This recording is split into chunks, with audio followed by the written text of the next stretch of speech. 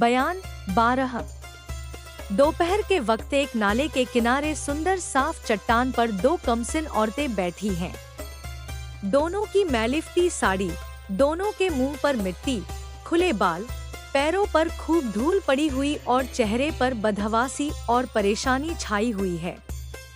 चारों तरफ भयानक जंगल, खूनी जानवरों की भयानक आवाजें आ रही हैं। जब कभी जोर से हवा चलती है तो पेड़ों की सरसराहट से जंगल और भी डरावना मालूम पड़ता है। इन दोनों औरतों के सामने नाले के उस पार एक तेंदुआ पानी पीने के लिए उतरा। उन्होंने उस तेंदुए को देखा मगर वह खूनी जानवर इन दोनों को न देख सका, क्योंकि जहां वे दोनों बैठी थी सामने ही एक मोटा जामुन का पेड़ था। इन दोनों में से एक जो ज्यादा नाजुक थी उस तेंदुए को देख डरी और धीरे से दूसरे से बोली, प्यारी सखी, देखो कहीं वह इस पार न उतर आए। उसने कहा, नहीं सखी, वह इस पार न आएगा। अगर आने का इरादा भी करेगा तो मैं पहले ही इन तीरों से उसको मार गिराऊंगी जो उस नाले के सिपाहियों को मार कर लेती आई हूँ। इस वक्त हमारे पास 200 तीर हैं और हम दोनों तीर चलाने वाली हैं। लो तुम भी एक तीर चढ़ा लो। यह सुन उसने भी एक तीर कमान पर चढ़ाया मगर उसकी कोई जरूरत न पड़ी। वह तेंदुआ पानी पीकर तुरंत ऊपर चढ़ गया और देखते देखते गायब हो गया। तब इन दोनों में बातें होने लगी। कुमारी, क्यों चपला, कुछ मालूम पड़ता है कि हम लोग किस जगह आ पहुँचे और यह कौन सा जंगल है तथा विजयगढ़ की राह किधर है? चपला, कुमारी, कुछ समझ में नहीं आता, बल्कि अभी तक मुझको भागने की धुन में यह भी नहीं मालूम कि किस तरफ चली आई। विजयगढ़ किधर है, चुनारगढ़ कहाँ छोड़ा और नौगढ़ का रास्ता कहाँ है? सिवाय तुम्हारे साथ महल में रहने या विजयगढ़ की हद में घूमने के कभी इन जंगलों में तो आना ही नहीं हुआ।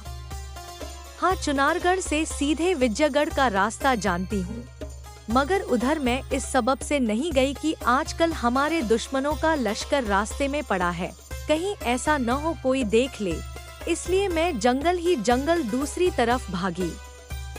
खैर, देखो ईश्वर मालिक है, कुछ न कुछ रास्ते का पता लग ही जाएगा। मेरे बटुए में मेवा है, लो इसको खा लो और पानी पी लो, फिर देखा जाएगा। कुमारी, इसको किसी और वक्त के वास्ते रहने दो, क्या जाने हम लोगों को कितने दिन भोगना पड़े। यह जंगल खूब घना है, चलो बेरम कोई तोड़ कर खाए। अच्छा तो न मालूम पड़ेगा मगर समय काटना है। चपला, अच्छा जैसी तुम्हारी मर्जी। चपला और चंद्रकांता दोनों वहां से उठी, नाले के ऊपर इधर उधर घूमने लगी। दिन दोपहर से ज्यादा ढल चुका था। पेड़ों की छां में घूमती जंगली बेरों को तोड़ती खाती वे दोनों एक टूटे फूटे उजाड़ मकान के पास पहुंची, जिसको देखने से मालूम होता था कि यह मकान जरूर किसी बड़े राजा का बनाया हुआ होगा मगर अब टूट फूट गया है। चपला ने कुमारी चंद्रकांता से कहा, बहन तुम मकान के टूटे दरवाजे पर बैठो, मैं फल तोड़ लाऊं तो इसी जगह बैठकर दोनों खाएं और इसके बाद तब इस मकान के अंदर घुस कर देखें कि क्या है। जब तक विजयगढ़ का रास्ता न मिले यही खंडहर हम लोगों के रहने के लिए अच्छा होगा, इसी में गुजारा करेंगे। कोई मुसाफिर या चरवाहा इधर से आ निकलेगा तो विजयगढ़ का रास्ता पूछ लेंगे और तब यहाँ से जाएंगे।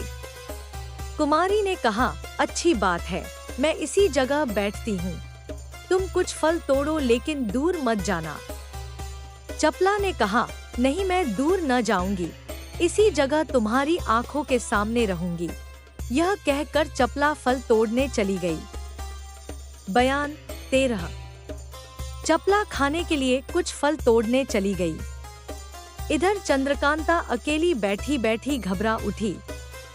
जी में सोचने लगी कि जब तक चपला फल तोड़ती है तब तक इस टूटे फूटे मकान की सैर करें, क्योंकि यह मकान चाहे टूटकर खंडहर हो रहा है मगर मालूम होता है किसी समय में अपना सानी न रखता होगा। कुमारी चंद्रकांता वहां से उठकर खंडहर के अंदर गई। फाटक इस टूटे फूटे मकान का दुरुस्त और मजबूत था। यद्यपि उसमें किवाड़ न लगे थे, मगर देखने वाला यही कहेगा कि पहले इसमें लकड़ी या लोहे का फाटक जरूर लगा रहा होगा। कुमारी ने अंदर जाकर देखा कि बड़ा भारी चौखूटा मकान है। बीच की इमारत तो टूटी फूटी है, मगर हाथा चारों तरफ का दुरुस्त मालूम पड़ता है। और आगे बढ़ी, एक दालान में पहुंची, जिसकी छत गिरी हुई थी, पर खंबे खड़े थे। इधर उधर ईंट पत्थर के ढेर थे, जिन पर धीरे धीरे पैर रखती और आगे बढ़ी। बीच में एक मैदान दिखाई पड़ा, जिसको बड़े गौर से कुमारी देखने लगी। साफ मालूम होता था कि पहले यह बाग था, क्योंकि अभी तक संगमरमर की क्यारियां बनी हुई थी। छोटी छोटी नहरें, जिनसे छिड़काव का काम निकलता होगा, अभी तक तैयार थी।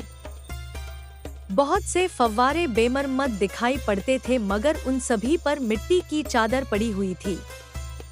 बीचों बीच उस खंडहर के एक बड़ा भारी पत्थर का बगुला बना हुआ दिखाई दिया, जिसको अच्छी तरह से देखने के लिए कुमारी उसके पास गई और उसकी सफाई और कारीगरी को देख उसके बनाने वाले की तारीफ करने लगी। वह बगुला सफेद संगमरमर का बना हुआ था और काले पत्थर के कमर बराबर ऊंचे तथा मोटे खंबे पर बैठाया हुआ था। उसके पैर दिखाई नहीं दे रहे थे, यही मालूम होता था कि पेट सटाकर इस पत्थर पर बैठा है। कम से कम 15 हाथ के घेरे में उसका पेट होगा। लंबी चोंच, बाल और पर उसके ऐसी कारीगरी के साथ बनाए हुए थे कि बार बार उसके बनाने वाले कारीगर की तारीफ मुंह से निकलती थी। जी में आया कि और पास जाकर बगुले को देखे। पास गई, मगर वहां पहुंचते ही उसने मुंह खोल दिया। चंद्रकांता यह देख घबरा गई कि यह क्या मामला है। कुछ डर भी मालूम हुआ, सामना छोड़ बगल में हो गई। अब उस बगुले ने पर भी फैला दिए। कुमारी को चपला ने बहुत ढीठ कर दिया था। कभी कभी जब जिक्र आ जाता तो चपला यही कहती थी कि दुनिया में भूत प्रेत कोई चीज नहीं, जादू मंत्र सब खेल कहानी है, जो कुछ है अय्यारी है। इस बात का कुमारी को भी पूरा यकीन हो चुका था। यही सबब था कि चंद्रकांता इस बगले के मुंह खोलने और पर फैलाने से नहीं डरी। अगर किसी दूसरी ऐसी नाजुक औरत को कहीं ऐसा मौका पड़ता तो शायद उसकी जान निकल जाती। जब बगुले को पर फैलाते देखा तो कुमारी उसके पीछे हो गई। बगुले के पीछे की तरफ एक पत्थर जमीन में लगा था, जिस पर कुमारी ने पैर रखा ही था कि बगुला एक दफा हिला और जल्दी से घूम अपनी चोंच से कुमारी को उठाकर निगल गया।